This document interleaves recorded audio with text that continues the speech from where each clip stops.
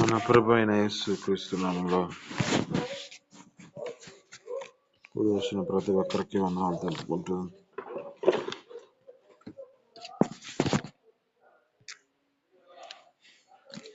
దేవుని యొక్క పరిశుద్ధ గ్రంథంలో నుంచి యెహోషువ గ్రంథం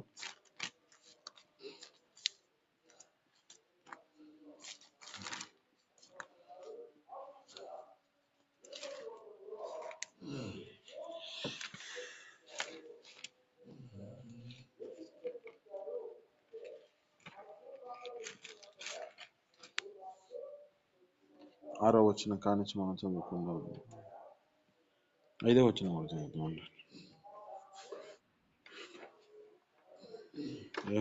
యెహోషువ 1వ అధ్యాయము 5, 6 వచనం.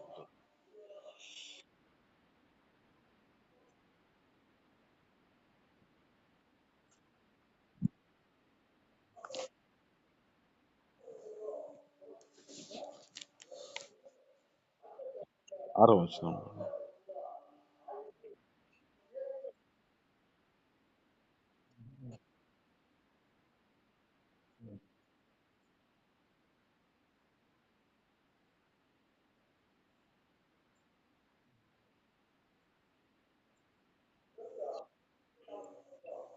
ఆమేన్, హల్లెలూయా.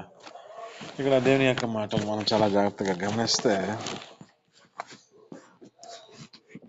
ఇక్కడ ఈ యొక్క యెహోషువ గారితో దేవుడు మాట్లాడుతూ ఉన్నాడు. ఏమని మాట్లాడుతున్నాడు అంటే, ఇక్కడ ఉన్న స్థితిని బట్టి అంతకుముందు ఈ యొక్క మోషేని ఏర్పరచుకున్నాడు. మోషే ఆ యొక్క ఇశ్రాయేలు ప్రజలను రక్షించడానికి, ఇశ్రాయేలు ప్రజలని ఆ యొక్క పాలు తేనెలు ప్రవహించే ప్రదేశానికి తీసుకెళ్ళడానికి. అయితే ఈ మోషే యొక్క స్థితిని బట్టి ఆ యొక్క ప్రాంతంలో మోషే అతడు మృతి నొందిన తర్వాత ఈ యొక్క యెహోషువని దేవుడు అనుకున్నాడు. ఈ యొక్క యెహోషువతో అంటున్న మాట, నీవు బ్రతికు దినములన్నిట ఏ మనుష్యుడు నీ ఎదుట నిలవలేక ఉండును. నేను మోషేకి తోడై ఉండినట్లు నీకును తోడై ఉండును అంటున్నాడు. ఆమేన్, హల్లెలూయా. అంటే ఈ యొక్క మోషేకు కలిగిన దేవుని యొక్క ఆత్మను ఆ తర్వాత యెహోషువని దేవుడు ఎన్నుకున్నాడు. ఈ యొక్క యెహోషువ ద్వారా మాట్లాడుతున్న మాటలు ఏమిటంటే, యెహోషువకి దేవుడు మాట్లాడుతున్న మాట, ఆయనకి తోడై ఉండినట్లుగా మోషేను నేను ఏ విధంగా తోడై ఉండి ఆ యొక్క వ్యక్తి ద్వారా దేవుని యొక్క ఇశ్రాయేలు ప్రజల ఎదుట నేను ఎంత గొప్ప కార్యాలు చేశానో, అలాగే నీవు బ్రతుకు దినములో నేను ఏ మనుషుడు నీ ఎదుట నిలవలేకుండా ఉండును, ఆ యొక్క మోషేకు తోడై ఉండినట్లుగా నీకును తోడై ఉండును. అయితే నిన్నిడువను, నిన్ను ఎడబాయను, నీవు నిబ్బరం కలిగి ధైర్యంగా ఉండము అంటున్నాడు. నేను ఎవరికైతే ఇచ్చేదనని ఒక దేశాన్ని, వారికి యొక్క స్థితిని బట్టి నేను వారికి పితరులతో చేసిన ప్రమాణం, ఈ దేశమును నిశ్చయముగా నీవు ఈ ప్రజలకి స్వాధీనము చేసేదవు అంటున్నాడు. అంటే ఇతని ద్వారా ఆ యొక్క దేశమునకు స్వాతంత్రించడానికి కారణమవుతుంది, ఆ దేశంలోనికి వెళ్ళడానికి కారణమవుతుంది. ఇక్కడ అంటున్నమాట, నీవు ఈ దేశమును వారికి, ఈ ప్రజలకు స్వాధీనము చేసేదవు. ఇంకా 7వ వచనం చదువుకుంటే, అయితే నీవు నిబ్బరం కలిగి జాగ్రత్త పడి బహుధైర్యముగా ఉండు. నా సేవకుడైన మోషేకు నీకు మోషే నీకు ఆజ్ఞాపించిన ధర్మశాస్త్రం చొప్పున చేయవలెను. నీవు నడుచు ప్రతి మార్గమును చక్కగా ప్రవర్తించినట్లు నీవు దాని నుండి కుడికే గాని ఎడమకే గాని తొలగకూడదు. ఆమేన్, హల్లెలూయా. ఇతని ద్వారా పాలు తేనెలు ప్రవహించే ప్రదేశానికి తీసుకెళ్లాలంటే ఇతడు ముందు తన జీవితంలో నిబ్బరమైన స్థితిలో నిబ్బరం కలిగి ధైర్యంగా ఉండము, నువ్వు జాగ్రత్తగా ఉండము, నీవు నీ ద్వారా నీకు ఈ యొక్క మోషేకి ఏ విధంగా నీకు ఆజ్ఞాపించాడో ఆ ధర్మశాస్త్రం అంతటిని చొప్పున చేయవలెను. మోషేకి ఎవరు బోధించారు? మోషేకి ఆ తండ్రి అయిన దేవుడు బోధించి ఆ యొక్క కొండ మీదకి తీసుకెళ్లి ఒక పలక మీద రాసి పెట్టి ఆ యొక్క వ్యక్తులకు దయచేసి ఆ యొక్క ప్రదేశాన్ని నుంచి వచ్చిన తర్వాత ఇక్కడ అంటున్నమాట, మోషే నా సేవకుడైన మోషే నీకు ఏం ఆజ్ఞాపించాడో ఆజ్ఞాపించిన ధర్మశాస్త్రం చొప్పున చేయవలెను. నీవు నడుచు ప్రతి మార్గమును చక్కగా ప్రవర్తించినట్లు నీవు దాని నుండి కుడికి గాని ఎడమకు గాని దాని నుంచి తొలగపోకూడదు అంటున్నాడు. ఎందుకని ఈ కుడికి కానీ ఎడమకు కానీ తగ్గిపోకూడదు అంటే ఇక్కడ అన్న మాటలు ఇక 8వ వచనంలో, ఈ ధర్మశాస్త్ర గ్రంథం ముందు నీవు బోధింపక తప్పిపోకూడదు, దానిలో వ్రాయబడిన వాటన్నిటి ప్రకారం చేయుటకు నీవు జాగ్రత్త పడినట్లు దీవారాత్రము దాన్ని ధ్యానించిన యెడల నీ మార్గమును వృద్ధుల చేసుకుని చక్కగా ప్రవర్తించదవు. ఆమేన్, హల్లెలూయా. అంటే ఈ యొక్క ధర్మశాస్త్రాన్ని అనుసరిస్తే, ఈ యొక్క ధర్మశాస్త్రము దాని నుంచి తప్పిపోకుండా బోధింపక తప్పిపోకూడదు అంటున్నాడు. దానిలో వ్రాయబడిన వాటి ప్రకారం నువ్వు చేస్తే, జాగ్రత్తగా నీ జీవితంలో దేవాలయాలు దాన్ని ధ్యానించితే వద్దల చేసి చక్కగా ప్రవర్తించదవు అంటున్నాడు. అందుకే ఒక మాట అంటున్నాడు, కీర్తనలో 1వ అధ్యాయంలో ఒక మాట అంటాడు కదా, దుష్టుని యొక్క ఆలోచన చొప్పున నడవక, పాపుల మార్గంలో నిలవక, అపహాసకులు కూర్చొని చోటున కూర్చొనుక, యెహోవా ధర్మశాస్త్రమందు దేవారాత్రులు దాని యందు ఆనందించుచు ధ్యానించువాడు ధన్యుడు అంటుంది కదా. అంటే ఈ యొక్క స్థితిని బట్టి దేవుని యొక్క మాటలు తెలియజేస్తున్న మాటలు, ఈ యొక్క యెహోషువ గారితో మాట్లాడుతున్న మాట ఏమంటే, ఇక్కడ నీవు ఈ ధర్మశాస్త్ర గ్రంథమును నీవు బోధింపక తప్పిపోకూడదు, అంటే దీనిని బోధించాలి. అలాగే దీనిని నువ్వు ఏం చేయాలంటే దివారాత్రులు దానిని ధ్యానించాలి. దీనిని నువ్వు ధ్యానిస్తూ దివారాత్రము నువ్వు జాగ్రత్తగా నీ యొక్క నీకు ఇచ్చిన ఈ యొక్క దానిలో వ్రాయబడిన వాటన్నిటి ప్రకారం నువ్వు చేయుటకు నీవు జాగ్రత్త పడినట్లు, ఈ దీవారాత్రం దాని యొక్క వాక్యమును మీరు ధ్యానించిన ఎడలా, ఈ ధర్మశాస్త్రాన్ని నువ్వు ధ్యానించిన ఎడలా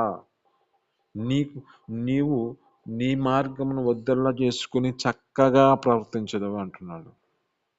కొద్దిగా అందుకే అంటున్నమాట, దుష్టుడు ఆలోచన చొప్పున నడవలేని స్థితిలో ఉంటుంది.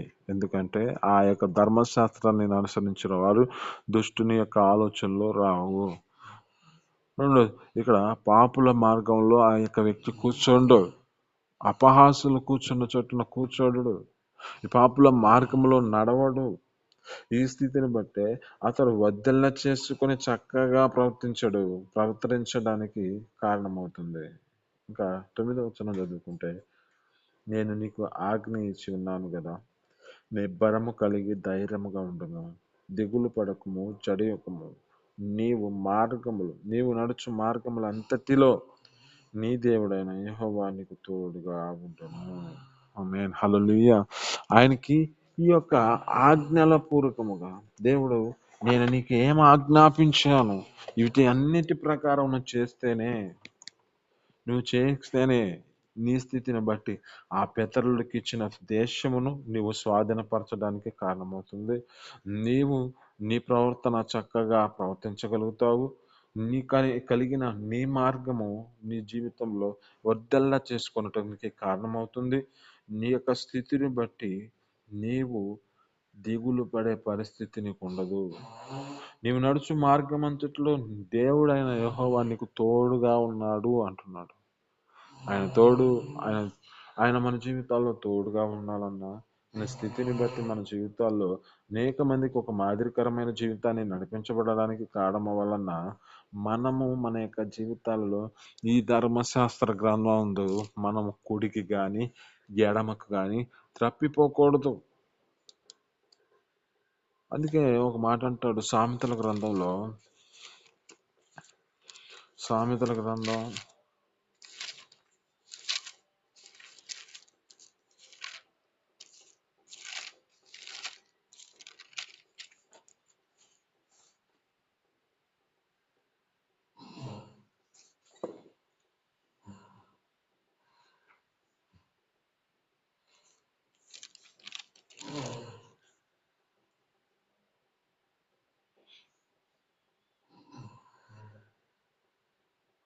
4వ అధ్యాయము 25వ వచనం చదువుకుందామండి. సామెతల గ్రంథం 4వ అధ్యాయం 25వ వచనం. ఇక్కడ అంటున్న మాట మనం చదువుకుంటే, నీ కన్నులు ఇటు అటు చూడక సరిగాను, నీ కనురెప్పలు నీ ముందర చూటిగాను చూడవలెను. నీవు నడచు మార్గములు సరళము చేయును. అప్పుడు నీ మార్గములన్నీ స్థిరములగును. నీవు కుడి తట్టుకైనను ఎడమ తట్టుకైనను తిరగకము. నీ పాదమును కీడునకు దూరముగా తొలగించుకొనుము. ఆమేన్. హల్లెలూయా. అంటే నీ కన్నులు ఇటు అటు చూడక సరిగాను, నీ కనురెప్పలు నీ ముందరగా సూటిగాను చూడవలను. నీవు నడుచు మార్గమును సరళము చేయుము. అప్పుడు నీ మార్గములన్నీ స్థిరములగును. నీవు కుడి తట్టుకైనను ఎడమ తట్టుకైనను తిరగకము. నీ పాదమును కీడుకు దూరముగా తొలగించుకొనము అంటున్నాడు. అంటే ఇక్కడ ఈ స్థితిని బట్టి మనం జ్ఞాపకం చేసుకుంటే, ధర్మశాస్త్ర గ్రంథములో నీవు ఆ ఇచ్చిన గ్రంథమును నీ స్థితిని బట్టి ఆ మార్గమును ఇటు అటు తిరిగే పరిస్థితి నీకు ఉండకూడదు. ఇటు అటు తిరిగే పరిస్థితి ఎవరికుంది అంటే, ఒక అపవాదికి తన జీవితంలో నడిపించబడిన స్థితి కనపడుతుంది. ఎక్కడ కనబడుతుంది? ఈ అపవాది ఏం చేస్తుందంటే, దేవదూతలు వెళ్తున్న ప్రదేశంలో ఇది అటు అటు తిరుగుతున్న పరిస్థితి కనబడుతుంది. అంటే అది ఎందుకు ఆ విధమైన స్థితిలో నడిపించబడుతుంది అంటే, ఎవరు దొరుకుతారా, ఏ మనిషి దొరికితే ఆ మనిషిని ఆ యొక్క వ్యక్తి స్థితిని బట్టి తన యొక్క స్వాధీనం చేసుకోవాలనే ఆలోచన చేత అది ఆ ప్రాంతంలో తిరుగుతున్న సమయం కనబడుతుంది. ఎక్కడుంది ఈ మాట అంటే, జ్ఞాపకం చేసుకుంటే యోబు గ్రంథంలో 2వ అధ్యాయంలో, యోబు గ్రంథం 2వ అధ్యాయము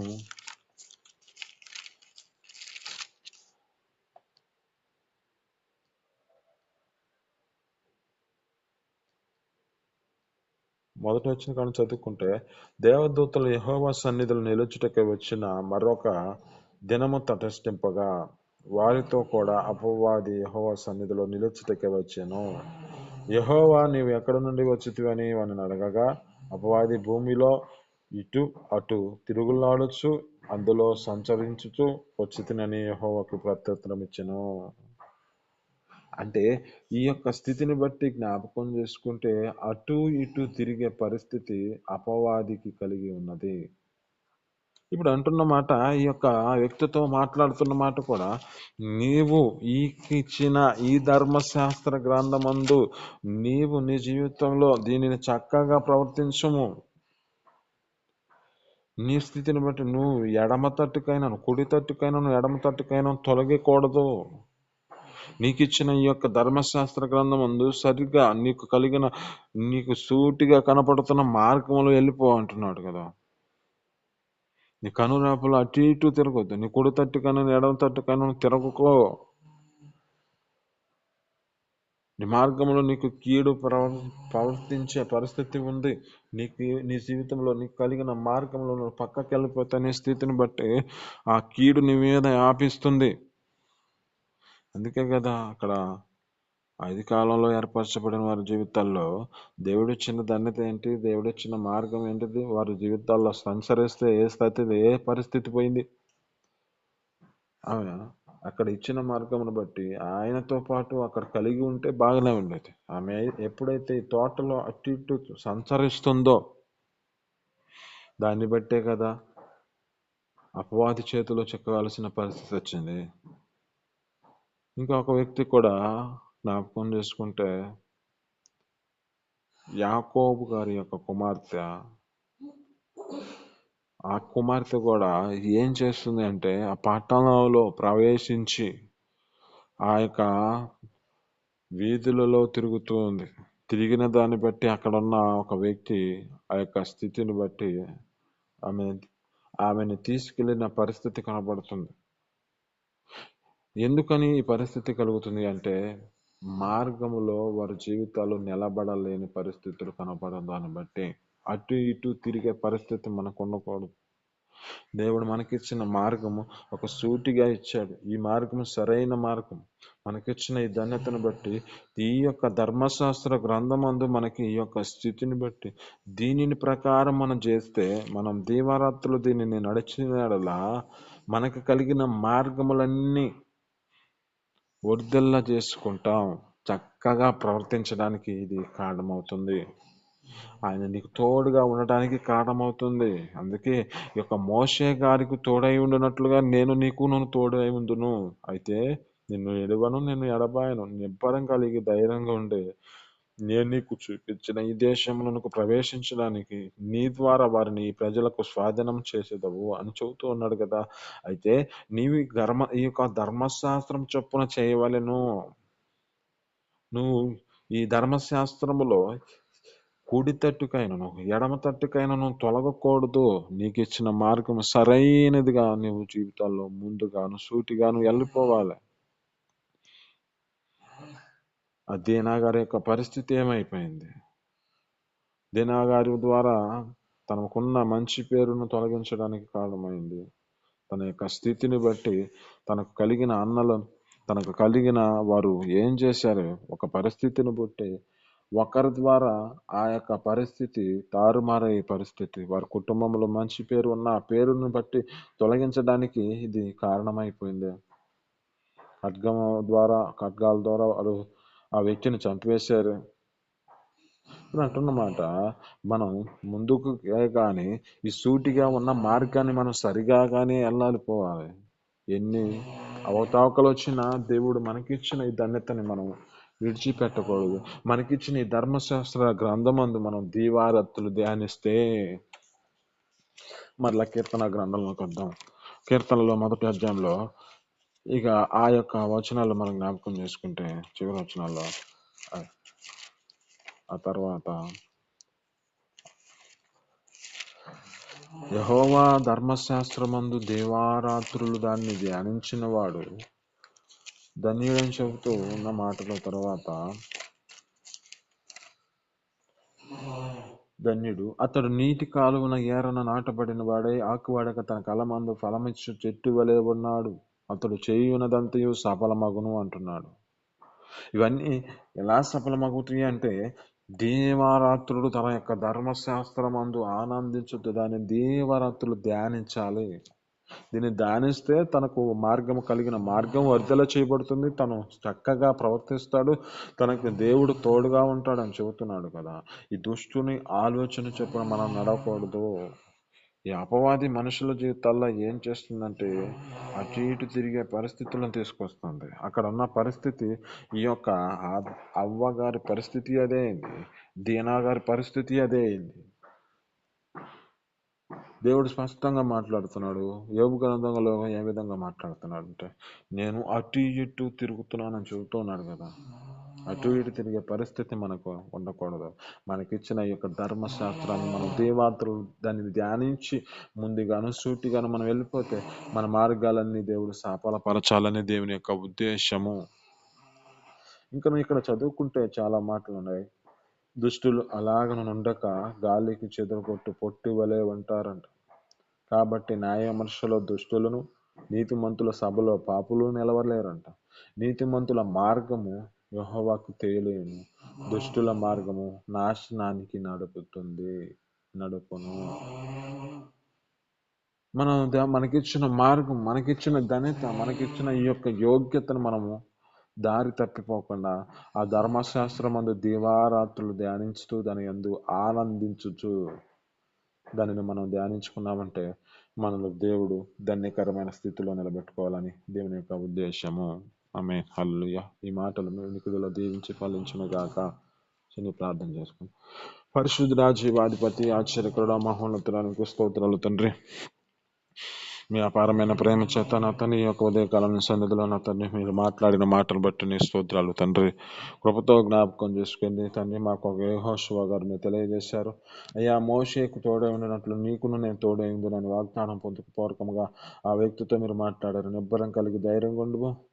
అయితే నీ జీవితంలో నీవు ధర్మశాస్త్ర గ్రంథమందు దానిని ధ్యానిస్తూ నీ దీవారాత్రులు దాని కొరకు నీవు ధ్యానించమంటున్నావు. ఆ యొక్క స్థితిని బట్టి ధ్యానించే కృపను మాకును దయచేయండి అయ్యా. మా మార్గాలు వద్దలు చేయబడాలంటే మా యొక్క స్థితిని బట్టి మేము ఆ ధర్మశాస్త్రాన్ని కుడి తట్టుకు కానీ ఎడమ తట్టుకు కానీ మేము తిరిగే వారుగా ఉండక మా జీవితాల్లో నా తండ్రి ఒక ముందుగాను సూటిగాను మనం వెళ్ళిపోయినట్లుగా మా కృపతోడుగా సహాయం చేయండి అయ్యా. అపవాది తన యొక్క క్రూరత చేత అనేక మందిని మోసపరుస్తూ అటు ఇటు తిరుగుతూ దోతల యొద్దే తన యొక్క స్థితి నివాసము కలిగి ఆ ప్రదేశంలో ఎదురు చూస్తుంది. తండ్రి మేము అపవాది చేతికి చిక్కక ఆ తోటలో అయ్యా మీరు ఇచ్చిన ఏర్పరచబడిన తోటలోనే తండ్రి ఆ యొక్క అపవాది తన యొక్క స్థితిని బట్టి వ్యక్తిని బట్టి మనిషిని ఏ విధముగా మోసపరిచిందో తండ్రి ఆ యొక్క అలాగనే మోసపరిచిందో అయ్యా. మా జీవితాల్లో అలా స్థితిని బట్టి మేము ఆ మోసపూరితమైన పరిస్థితులకి అంటే మేము ఆ తోటలో మా జీవితాలు ఈ యొక్క దేవుని యొక్క మందిరంలో నీ యొక్క సన్నిధులు మా జీవితాలు అటు ఇటు తిరగక